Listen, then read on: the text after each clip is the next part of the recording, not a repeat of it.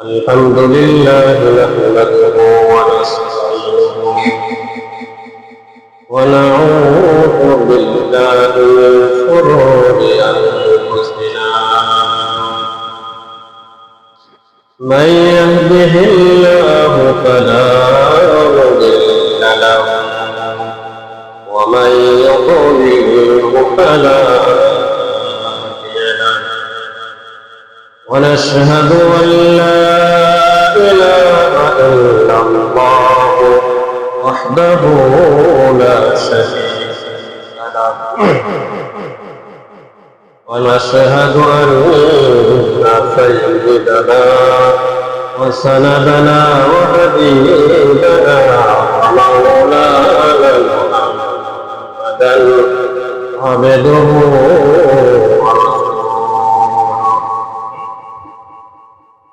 الذي أرسله الله تعالى بالحق بشيرا ونذيرا وداعيا إلى الله بإذنه وسراجا وقمرا منيرا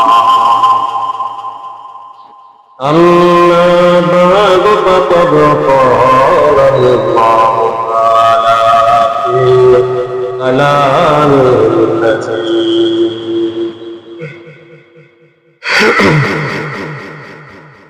أعوذ بالله من الشيطان الرجيم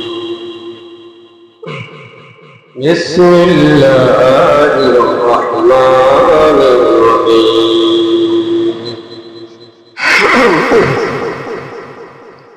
ولما بلغ أشده واستوى آتيناه حكما وعلما وكذلك نجزي المحسنين صدق الله العظيم وقال تعالى في شان حبيبه إن الله وملائكته يصلون على النبي يا أيها الذين آمنوا صلوا عليه وسلموا تسليما اللهم صل على محمد وعلى آل محمد كما صليت على إبراهيم وعلى آل إبراهيم إنك حميد مجيد اللهم بارك على محمد وعلى آل محمد كما باركت على إبراهيم وعلى آل إبراهيم إنك حميد مجيد بلغ العلا بكماله كشف الدجى بجماله حسنت جميع خصاله صلوا عليه وآله यही हम सब मुसाफिर हैं वही अकेले ठिकाना कोई आगे रवाना है कोई पीछे रवाना बलगल औला कमालिह कशफ الدجى بجماله حسنت جميع خصاله صلوا عليه وآله উপস্থিত মুহতারাম মুআজ্জাজ সম্মানিত মুসল্লিয়ান-ই-কিরাম অসংখ্য অগণিত প্রশংসা সেই মহান রবের, যিনি আমাদেরকে তাহার হুকুম ও রাকাত নামাজ আদায়ের জন্য দুনিয়াবী সমস্ত কাজ কর্ম, দুনিয়াবী সমস্ত ব্যস্ততা থেকে ফারেক করে তাহার ঘর মসজিদে উপস্থিত হওয়া তৌফিক দিয়েছে। সেজন্য সবাই শুকরিয়া আদায় করছি, আলহামদুলিল্লাহ। যে মহামানবের উছিলায় আমরা মহান রবের পরিচয় পেয়েছি, দ্বীন পেয়েছি, কোরআন পেয়েছি, হিদায়াতের আলো পেয়েছি, সেই মহামানবের উপরে দরুদ পড়ি সাল্লাল্লাহু আলাইহি ওয়াসাল্লাম। সম্মানিত মুসল্লিয়ানে কেরাম, গত সপ্তাহে হযরত মূসা আলাইহিস সালামের জীবনী থেকে আলোচনা করতেছিলাম। হযরত মূসা আলাইহিস সালাম ফিরআউনের ঘরে লালিত পালিত হচ্ছিল। আল্লাহ রাব্বুল আলামিন মূসা আলাইহিস সালামকে ফিরআউনের ঘরেই লালন পালন করতেছিলেন। হযরত মূসা আলাইহিস সালামের বয়স যখন যৌবনে পদার্পণ করে, যেটা কিতাবের পরিভাষায় লেখে যখন বয়স 30 বছর উপনীত হয়, এমত অবস্থায় হযরত মূসা আলাইহিস সালামের বয়স যখন 30 বছরে উপনীত হলো, হযরত মূসা আলাইহিস সালাম নিয়ত করলেন শহর ছেড়ে শহর তথা শহরের এক প্রান্তে গিয়ে ভ্রমণ করার নিয়ত করলেন। উনি একদিন এই উদ্দেশ্যে শহর ছেড়ে শহরের প্রান্তে যাওয়ার নিয়ত করলেন, চলে গেলেন।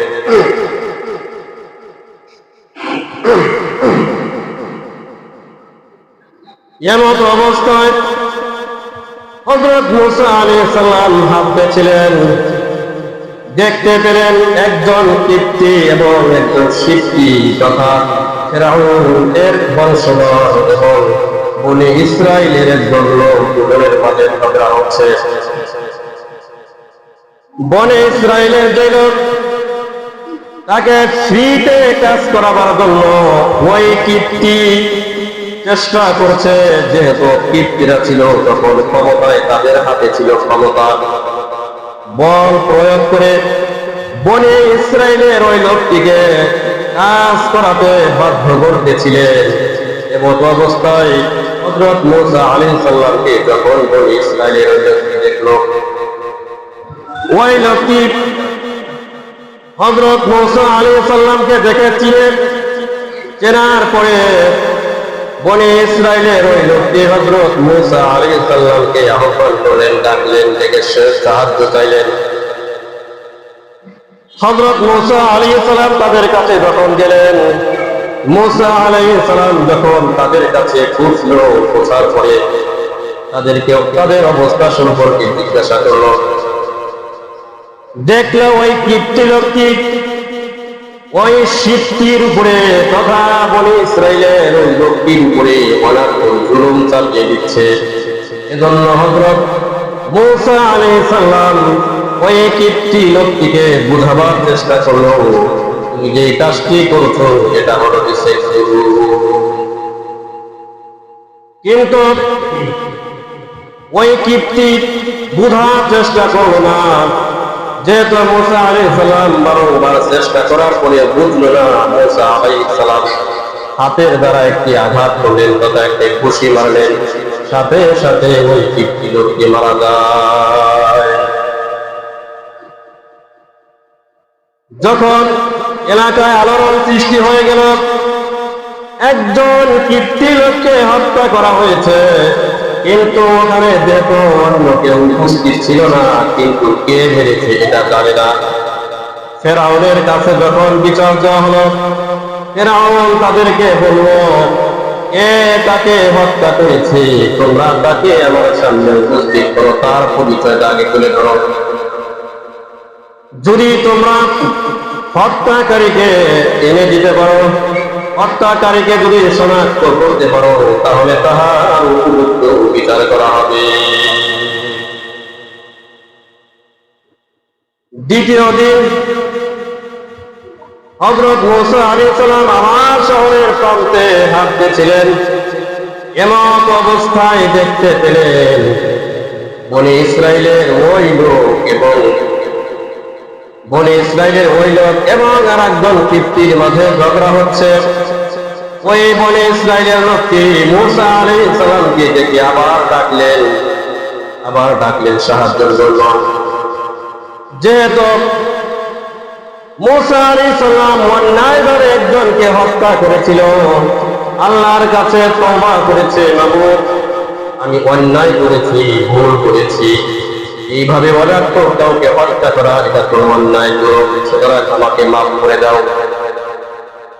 আল্লাহর কাছে তওবা করে যেহেতু মূসা আলাইহিস সালাম নিজের গুনাহকে ক্ষমা করে নিয়েছে, ভুলকে শুধরে নিয়েছে। এরপরে যখন আবার দেখলেন দুজনের মাঝে ঝগড়া হচ্ছে, এজন্য বনী ইসরাইলের ওই লোকটিকে বলল, তুমি গতকালকেও ঝগড়া করেছো, আজকে আবার ঝগড়া করছো, তার মানে ফিতনা সৃষ্টিকারী একজন ব্যক্তি, অনার্থক ঝগড়া করো।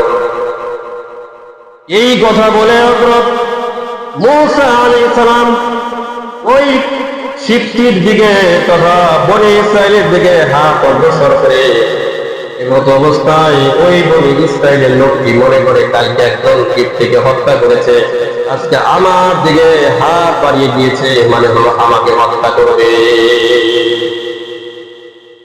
তাই লোকটি বলল, মূসা গতকাল তুমি একজন কিপ্তিকে হত্যা করেছ, আজকে তুমি কি চাচ্ছ আমাকে হত্যা করতে? এটা তোমার জন্য কখনো সফল হবে না। এই কথা শোনার সাথে সাথে ওই যে একজন কিপ্তি যার সাথে ঝগড়া করতেছিল, ওই কিপ্তি জানতে পারলো গতকাল যে আরেকজনকে হত্যা করা হয়েছে সে ছিল মূসা। ওই লোকটি দৌড়ে ফিরআউনের কাছে গেল, গিয়ে জানালো গতকালকে যে কিপ্তিকে হত্যা করা হয়েছে তার হত্যাকারী ছিল আপনার পালক পুত্র মূসা। এই কথায় এই লোকের কথা মতো অনুযায়ী ফিরআউন এবং তার মন্ত্রী পরিষদ মিটিং করলো, পরামর্শ করলো। পরামর্শের সিদ্ধান্ত হলো যে মূসাকে যখনই পাওয়া হবে সাথে সাথে তাকে মৃত্যুদণ্ড কার্যকর করা হবে। যখন এইভাবে সিদ্ধান্ত হলো, তাহাদের মাঝে ওই সভাসদদের মাঝে একজন ভালো লোক ছিল, যিনি হযরত মূসা আলাইহিস সালামকে ভালোবাসত। মূসা আলাইহিস সালাম সম্পর্কে তার ভালো ধারণা ছিল। ওই লোকটি ওখান থেকে বের হয়ে এসে মূসা আলাইহিস সালামের কাছে চলে আসে। মূসা আলাইহিস সালামকে জানায়, আজকে মন্ত্রী পরিষদের মধ্যে সিদ্ধান্ত হয়েছে তোমাকে যদি তারা পায় মৃত্যুদণ্ড কার্যকর করবে। মূসা আলাইহিস সালাম ঘাবড়ে যান। এখন যদি বাড়িতে ফিরে যায় তাহলে তার মৃত্যুদণ্ড কার্যকর হবে, তাহলে কি করা যায়? ওই লোকটি বলল, আমি তোমার কল্যাণকামী, তোমাকে পরামর্শ দিচ্ছি, তুমি মিশর ছেড়ে অন্য কোথাও করে দাও। ওই লোকটির পরামর্শ অনুযায়ী হযরত মূসা আলাইহিস সালাম মিশর ছাড়ার জন্য নিয়োগ করলেন। কিন্তু কিভাবে যাবেন, কোথায় যাবেন, কোন চিন্তাই তার মাথায় ধরছে না। কারণ মূসা আলাইহিস সালাম রাজ দরবারে প্রতিপালিত হয়েছে, কোনদিন দেশের বাইরে কোনো ভ্রমণ করে নাই, কোথাও যাওয়ার সুযোগ হয় নাই, কোন দেশ সম্পর্কে তার ধারণা নেই। যেহেতু মূসা আলাইহিস সালামের কোনো ধারণা নেই, এজন্য আল্লাহ তাআলার কাছে দোয়া করলেন, রব্বি, হে আমার প্রভু, তুমি আমাকে সুন্দর একটি গন্তব্যে পৌঁছিয়ে দাও যেটা আমার জন্য কল্যাণকর হবে। হযরত মূসা আলাইহিস সালাম রওনা করলেন। আল্লাহর প্রতি ভরসা রেখে মুসা আলাইহিস সালাম মিশর ছেড়ে ভিন্ন দেশের প্রতি রওনা করলেন। ইতিমধ্যে যখন যেতেছিলেন, এক মুসা আলাইহিস সালাম ক্ষুধার্ত ছিলেন, দ্বিতীয়ত পায়ে কোনো জুতা ছিল না, দ্বিতীয়ত মাথা ভর্তি ছিল টেনশন পেরেশান, কোথায় যাবে, কি করবে, কোথায় অবস্থান করবে, কিছুই তার মাথায় ধরতে ছিল না। যেতে যেতে মিশর পরিত্যাগ করে মাদায়েন শহরে পৌঁছে গেলেন। এমন একটা জায়গায় অবস্থান করলেন, দেখতে পেলেন একটি কূপ আছে। ওই কূপের থেকে কিছু রাখালেরা পানি উঠিয়ে তাদের পশুগুলোকে খাওয়াচ্ছে। এই পাশেই দুইজন নারী, শুআয়ব আলাইহিস সালামের দুজন কন্যা দূরে দাঁড়িয়েছিল। মুসা আলাইহিস সালাম দেখলেন কূপ থেকে কিছু মানুষ পানি তুলতে ব্যস্ত, আর দুইজন নারী তথা দুইজন বালিকা দূরে দাঁড়িয়ে আছে। এই দৃশ্য দেখে হযরত মুসা আলাইহিস সালাম ওই কন্যাদের কাছে গেলেন, ওই দুজন মেয়ের কাছে গেলেন, যা তাদেরকে জিজ্ঞাসা করলেন, তোমাদের কি অবস্থা, কি জন্য তোমরা এখানে এসেছ? ওই মেয়ে দুজন দাঁড়ালো, আমরা আমাদের পশুগুলোকে পানি খাওয়ার জন্য, পানি পান করাবার জন্য এসেছি, কিন্তু আমরা ততক্ষণ পর্যন্ত পানি খাওয়াতে পারবো না যতক্ষণ পর্যন্ত ওই রাখাল যুবকরা পানি খাওয়া শেষ না করবে। হযরত মুসা আলাইহিস সালাম তাদের কাছ থেকে বালতি নিলেন, বালতি নিয়ে যুবকদের সাথে সিরিয়াল দিয়ে পানি উত্তোলন করলেন। পানি উঠাইয়া ওই পানি এক বালতি ভর্তি পানি শুআয়ব আলাইহিস সালামের মেয়ের হাতে সুপর্দ করলেন। শুআয়ব আলাইহিস সালামের মেয়ে তখন বাড়ির দিকে রওনা করল। কোন বর্ণনা মতে ওই রাখালরা যখন পানি উত্তোলন শেষ করতো, এরপরে ওই কূপের মুখটি ভারী পাথর দিয়ে আটকে রেখে যেত। হযরত মুসা আলাইহিস সালাম ওই ভারী পাথরকে সরাইয়া পানি উত্তোলন করে শুআয়ব আলাইহিস সালামের মেয়ের হাতে সুপর্দ করে। হযরত শুআয়ব আলাইহিস সালামের মেয়ে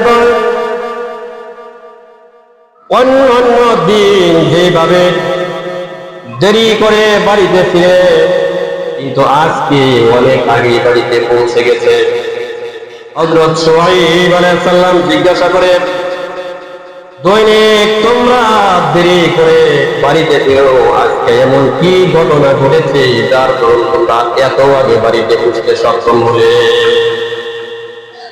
তখন তাদের মেয়ে বলে, একজন যুবকের আগমন ঘটেছিল, ওই যুবক আমাদেরকে পানি তুলতে সহযোগিতা করেছে, এবং ওই যুবক লোকটি বিশ্বস্ত একজন লোক, যখন আমাদের কাছে এসেছিল কিন্তু আমাদের দিকে তাকায় নাই, আমাদের দিকে না তাকাইয়া নিচের দিকে তাকাইয়া আমাদের সাথে কথা বলেছিল।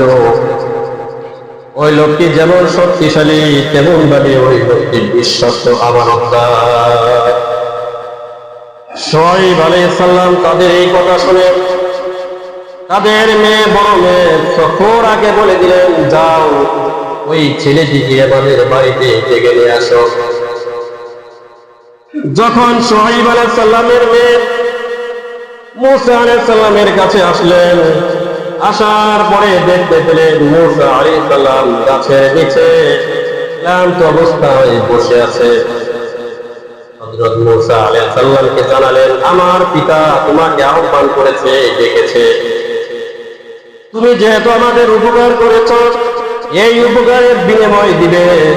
এই বিনিময় দেওয়ার জন্য আমার পিতা তোমাকে আহ্বান করেছে, ডেকেছে। হযরত মুসা আলাইহিস সালাম লজ্জিত হলেন, আমি কাজ করে দিলাম কিন্তু বিনিময় দিবে, এটা তার কাছে লজ্জার কারণ হয়ে দাঁড়ালো, তার কাছে তেমন ভালো লাগলো না। কিন্তু যেহেতু একটা মুসা আলাইহিস সালাম ক্লান্ত ছিল, বহু দূর সফর করেছে, কিন্তু খাবার দাবার পেটে প্রবেশ করে নাই, অনেক বেশি ক্ষুধার্ত ছিলেন, পায়ে জুতা ছিল না, পা কেটে গেছে, ক্ষত বিক্ষত হয়ে গেছে, বহু ক্লান্ত। মূসা আলাইহিস সালাম চিন্তা করলেন, এখন যদি আমি এখানে বসে থাকি তাহলে আমার থাকার কোনো ব্যবস্থা হবে না, কিন্তু যদি আমি তাদের ডাকে সাড়া দিয়ে যাই হয়তো এক উসিলায় আল্লাহ আমার কোনো ব্যবস্থা করে দিবে। এরপরে মূসা আলাইহিস সালাম এবং শুআয়ব আলাইহিস সালামের কন্যা রওনা করলেন। মূসা আলাইহিস সালাম বললেন, তুমি আমার পিছনে পিছনে আসো, আমি তোমার সামনে যাই। কারণ হলো মেয়ে মানুষকে সামনে দিয়ে নিজের পিছনে আসা এটা আদব পরিপন্থী। কারণ মহিলাদের দেখলো সৌন্দর্যে তার মন নষ্ট হতে পারে, গুনাহের কাজ হতে পারে। এজন্য মূসা আলাইহিস সালাম তাকে পিছনে দিয়ে সামনে সামনে অগ্রসর হলেন এবং বললেন, ইশারার মাধ্যমে আমাকে জানিয়ে দিবে আমি ডানে যাব নাকি বামে যাব। এইভাবে যখন হযরত মূসা আলাইহিস সালাম বাড়িতে পৌঁছে গেল, মূসা আলাইহিস সালামের মেয়ে প্রস্তাব করলো, বাবা, ওই শুআয়ব আলাইহিস সালামের মেয়ে বাবার কাছে প্রস্তাব করলো, বাবা তুমি বৃদ্ধ হয়ে গেছো, বাড়িতে একজন রাখাল প্রয়োজন। এই যুবক যেমন ভাবে শক্তিশালী, অনুরূপ ভাবে এই যুবক একজন আমানতদার বিশ্বস্ত ব্যক্তি। রাখালের মধ্যে গুণ দুটি দরকার, এক তো শক্তিশালী হওয়া দরকার, দ্বিতীয় গুণ হলো বিশ্বস্ত থাকা দরকার। এই দুইটি গুণের মধ্যে আছে। হযরত শুআয়ব আলাইহিস সালাম মেয়েকে বলল, মা যদি তুমি রাজি থাকো আমি এই যুবকের কাছে তোমাকে বিবাহ দিব, আর মোহরের বিনিময়ে সে আমাদের বাড়িতে রাখাল থাকবে। সুবহানাল্লাহ। হযরত মূসা আলাইহিস সালামকে প্রস্তাব করলেন, মূসা আলাইহিস সালাম রাজি হয়ে গেল। এরপরে জানালেন, মোহরের বিনিময়ে তুমি 8 বছর অথবা 8 বছর চূড়ান্ত, এবং যদি তুমি 2 বছর বেশি থাকতে চাও তোমার জন্য অনুমতি থাকবে, 8 থেকে 10 বছর পর্যন্ত তুমি আমাদের বাড়িতে রাখাল থাকবে। কিসের বিনিময়ে? মোহরের বিনিময়ে। এরপরে হযরত মূসা আলাইহিস সালাম যখন আপন গন্তব্যে নিজের বাড়িতে ফিরে যাবেন, সেখানে 10 বছর অতিক্রম করলেন। অতিক্রম করে যখন বাড়িতে ফিরবেন, বাড়িতে ফেরার জন্য ইচ্ছা করলেন, হযরত শুআয়ব আলাইহিস সালাম একটি লাঠি তার কাছে ছিল, যেটা আদম আলাইহিস সালাম থেকে হযরত শুআয়ব আলাইহিস সালাম পর্যন্ত পৌঁছেছিল। এই লাঠি হযরত মূসা আলাইহিস সালামের কাছে দিয়ে দিলেন। শুআয়ব আলাইহিস সালাম জানতেন এত নবী হবে, এত আম্বিয়াদের অন্তর্ভুক্ত হবে। এই লাঠি আল্লাহ রাব্বুল আলামিনের পক্ষ থেকে আদম আলাইহিস সালামকে দেওয়া হয়েছিল, শুআয়ব আলাইহিস সালাম পর্যন্ত পৌঁছেছিল। এই লাঠি হযরত মূসা আলাইহিস সালামকে প্রদান করা হলো। হযরত মূসা আলাইহিস সালাম যখন আসলেন, আসার পরে প্রতিমধ্যে যখন মূসা আলাইহিস সালাম তুর পাহাড়ে গিয়ে অতিক্রম করে আসলেন, আল্লাহ রাব্বুল আলামিন মূসা আলাইহিস সালামকে নবুয়ত প্রদান করলেন। নবুয়ত সহ আবার যখন গন্তব্যে পৌঁছলেন, পৌঁছার পরে হযরত মূসা আলাইহিস সালামকে আল্লাহ রাব্বুল আলামিন আদেশ করলেন, যাও তুমি ফিরাউনের কাছে যাও, তাকে তুমি ইসলামের দাওয়াত দাও। এরপরে মূসা আলাইহিস সালাম আল্লাহ তাআলার কাছে আবেদন করলেন, আমার প্রভু, আমার মুখে তো দরদ আছে, আমি স্পষ্ট ভাষায় কথা বলতে পারি না, আমার ভাইকে আমার দাওয়াতে যাবে সহযোগী হিসেবে যান, তাকে নবুয়ত দান করেন, আমরা 2 ভাই যেন তাকে দাওয়াত করতে পারি। হযরত মূসা আলাইহিস সালামের সাথে হযরত হারুন আলাইহিস সালামকেও কবুল করলেন। সুবহানাল্লাহ। পৃথিবীর বুকে সবচেয়ে যদি ভাইকে ভাইয়ের উপকার করে থাকে সে হলেন হযরত মূসা আলাইহিস সালাম। নিজের ভাইয়ের জন্য দোয়া করে নবুয়ত প্রদান করেছে। এই ঘটনা আরো লম্বা আছে, যেটা কোরআনুল কারীমের মধ্যে বর্ণিত আছে। এরপরে দাওয়াত করলেন। এরপরে যখন জাদুঘরের একটা খেলা হলো, যখন জাদুকরদের সাথে, আবার যখন মুসা আলাইহিস সালাম যখন জাদুকরদের সাথে উপস্থিত হলেন, সেখানে একটা মাঠের মধ্যে এই জাদুকরদের পরাস্ত করলেন। আমি ওদিকে আলোচনা করতে চাচ্ছি না, আমি সময় আরেকটি মুসা আলাইহিস সালামের বনি ইসরাইল একটা রেওয়াজ থেকে একটি ঘটনা বলছে।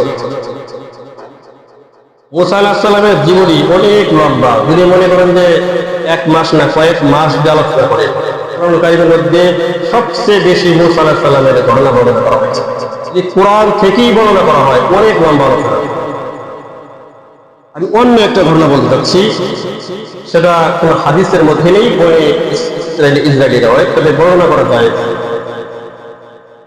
হযরত মুসা আলাইহিস সালামকে বলা হয় কালিমুল্লাহ, আল্লাহ তাআলার সাথে কথা বলতেন।